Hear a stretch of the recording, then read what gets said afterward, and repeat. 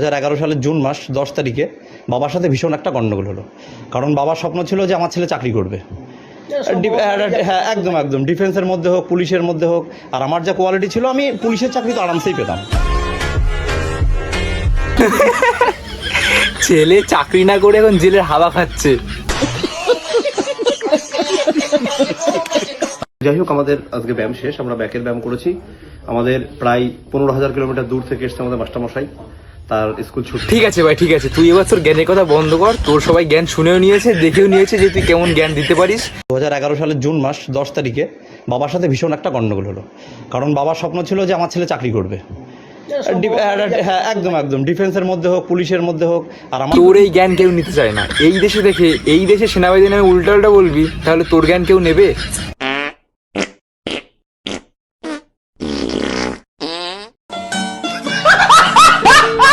দেখ, এরপরে তুই জেলে ছাড়া পাবি, তারপরে ভিডিও বানাবি।